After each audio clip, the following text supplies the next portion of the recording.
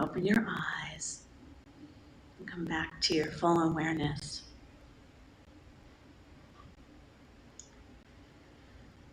So the 4 agreements by Don Miguel Ruiz are: be impeccable with your word, don't take anything personally, don't make assumptions, and always do your best. And then recently he came up with a 5th agreement, which is a really important one for this time. Be skeptical, but learn to listen. So we'll be talking about those in the next few weeks, but we're going to focus today on be impeccable with your word.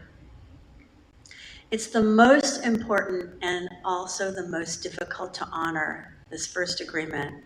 Sounds so simple, but it's so powerful. And our co-founder, Charles Fillmore, said if you could really do it, if you could be completely impeccable with your word, you would become so elevated in consciousness that you would always live in a state of heaven on earth. What is the word?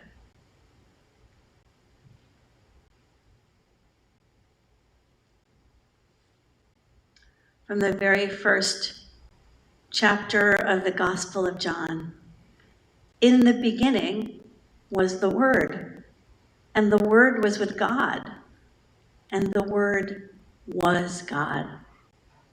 All things came into being this way. Without God, not one thing came into being. What has come into being is life, and the life was the light of all people, and the light shines in the darkness, and the darkness will not, cannot, shall not, will not ever overcome it.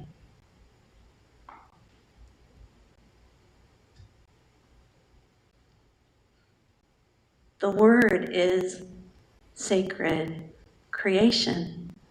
The Word creates the world. The Word, the Logos, is the energy force that gives birth to the earth, all beings and humanity. The Word is the power of life. The words of Jesus and the great saints and sages, the consciousness of the Christ, this energetic pattern, the essence of the universal teachings of the world's religions, if we give them voice, if we imbibe them, if we become them, if this Christ energy is integrated and entangled and merged with our chi, our vibration, our Shakti, our energy, if it lives and moves and breathes through us, we come to know ourselves as co-creators with God and become the living Christ potential.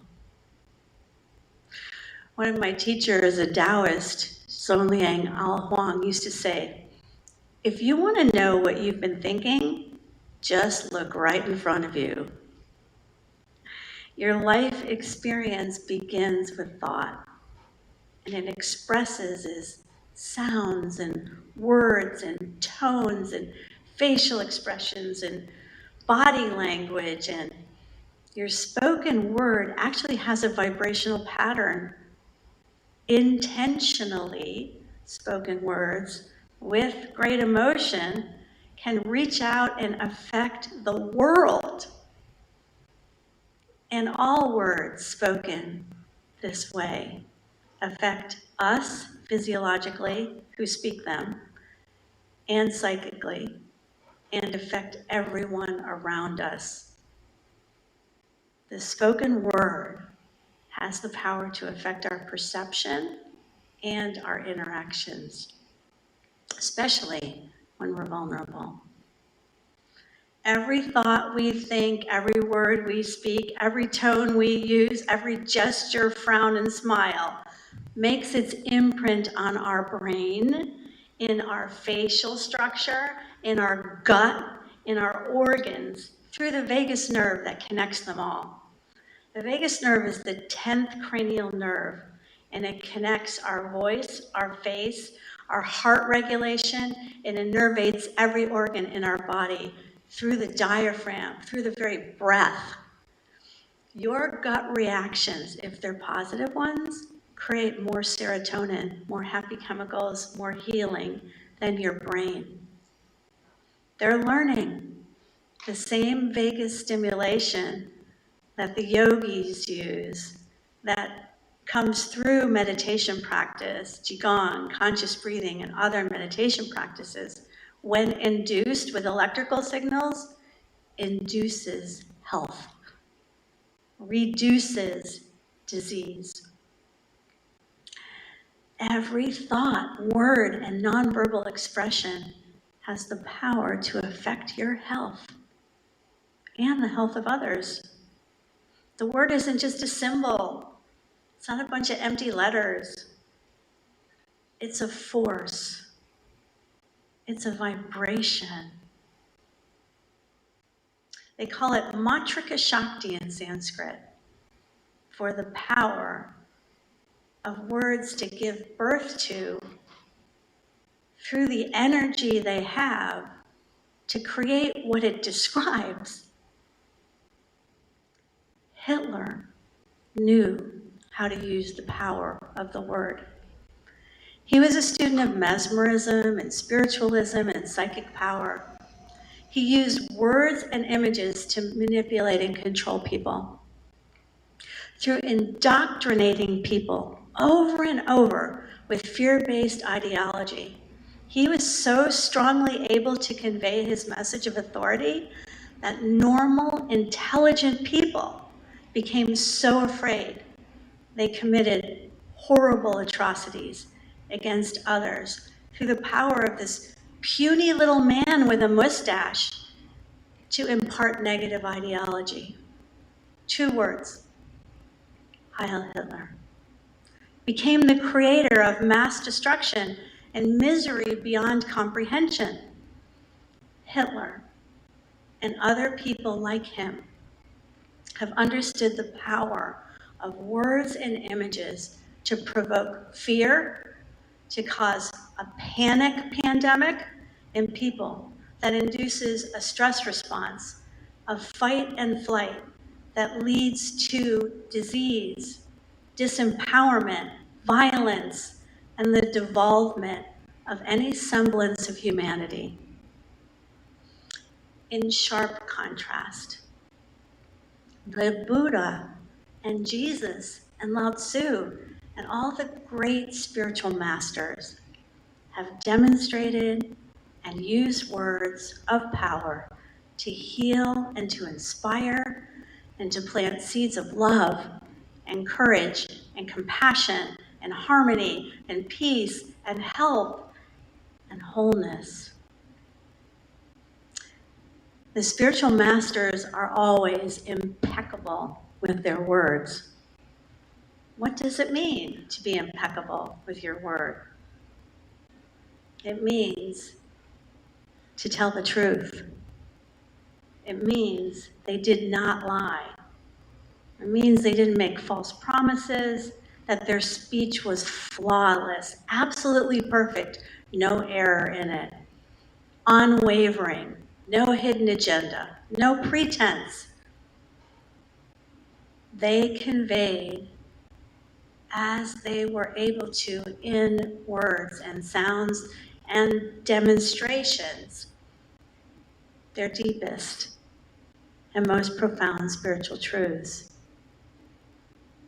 And it wasn't always sweet. Jesus called people out. He called people hypocrites. The most powerful religious authorities and political authorities of his time, he called blind guides and thick-necked vipers. And to the weary and the downtrodden, he said, be of good cheer. Your faith has made you well. Stand, pick up your mat, walk on. There's a funny story about a Sufi, a mystical saint from the Muslim tradition, was healing a child who was ill and repeating a few words and mantras, and then he told the family, he will be well. And someone who was not a believer and was very antagonistic towards the Sufi said to him, how can it be possible that a few words spoken can heal a child? And the Sufi looked at him and said, you're an idiot. You are the stupidest person on this earth. You would never understand anything about anything because you're a fool. And the man got so offended. His face was so hot. He was so angry. And the Sufi said, when a word has the power to do that to you, why should not a word have the power to heal?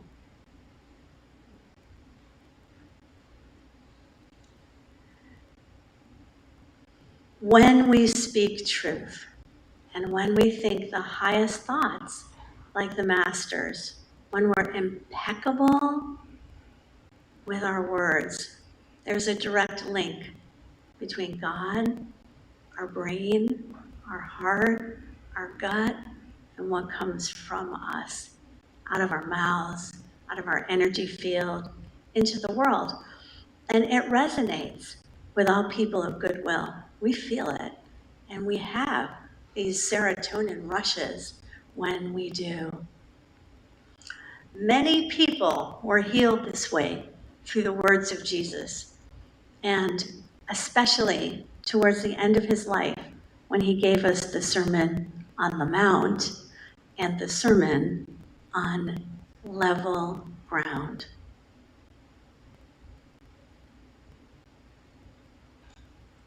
I like the Sermon on Level Ground in the 6th chapter of Luke, because I like the idea that, Jesus came down and he stood on a solid level place. And he gave these teachings, which we call the Beatitudes, or the beautiful attitudes, which are the foundational teachings of what they call in the Eastern Church the luminous religion of Jesus Christ. Isn't that a great name? So much nicer than Christianity. The luminous religion of Jesus Christ. What was shocking about the Beatitudes was that it was so contrary to the way that people thought at the time. It was so shocking. And it was delivered to an eclectic group of people from all walks of life who never would have gathered that way, from all different nations and ethnicities. And he was telling them something that was not common thought at the time. He came down and stood on a level place with a great crowd, a great multitude of people from Judea, Jerusalem, Tyre, Sidon. They came to hear him and be healed of their dis-ease and all their troubles. And they were trying to touch him because this power came out of him and it healed everyone around him. And they were all healed. He looked around and he said, blessed are you who are poor, for yours is the kingdom of God. Blessed are you who are hungry, for you're going to be filled. Blessed are you who weep, for you're going to laugh. Blessed are you when people hate you and they exclude you and they revile you and they defame you on account of me, or any prophet, or any spiritual teacher. Because rejoice on that day, leap for joy. Your reward is great in heaven. Because that's what our ancestors did to all the prophets. Woe to you who are fat and rich and who have already received your consolation. Woe to you who are full now, because one day you may be hungry. Woe to you who are laughing now. You will mourn and weep. Woe to you when everyone speaks well of you and you're so sure of yourself. For that's what the ancestors did to false prophets. But I say to you, love your enemies. Do good for those that hate you. Bless those that curse you and pray for those who abuse you. And give without any thought of reward. Simply, he summarizes it all in one sentence. Do unto others as you would have them do unto you. If you only love those that love you, what credit is that to you? If you only give because you're going to receive from someone or make interest on their money, what credit is that to you? But if you love your enemies and you do your best and you do good and you just keep giving, expecting nothing in return, your reward will always be great because you are then the children of the Most High. Because God gives to everyone, the grateful and the ungrateful, those who pray and those who don't, those who are merciful and those who are not, because God is mercy.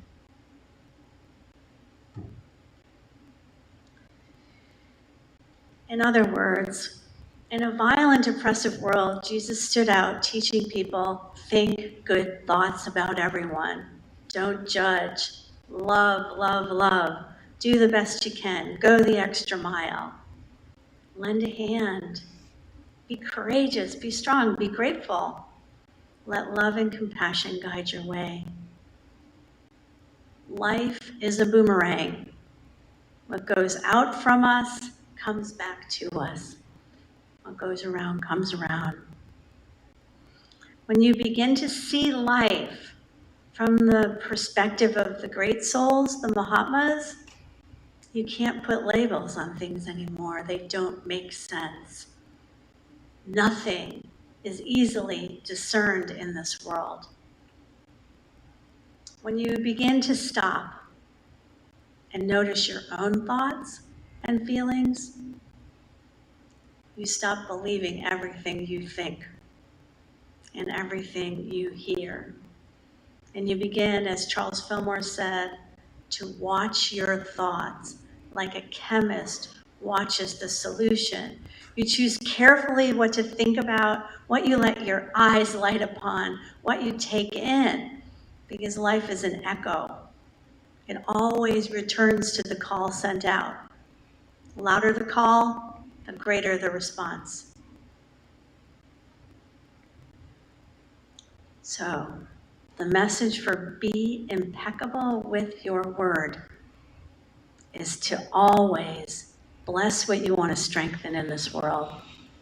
Think and speak in the direction of your highest good and all humanity, and you'll be a magnet for it. You'll have that kind of power that Mother Teresa had when she could walk into a war zone and they would cease fire. So that's our homework for this week, to be impeccable with our word. One way of doing it that we teach in Unity is to do these prayers like the prayer of St. Francis, to imbibe them, to affirm, to pray over and over and over again those highest thoughts so that they get in on a cellular level.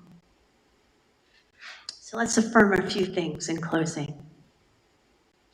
I am the radiant life of God. Together, I am the radiant life of God. I am the peace of God. I am the peace of God. I am health. I am health. I am wholeness. I am wholeness. I am serenity. I am serenity. I am love. I am. I am. I am. Thank you.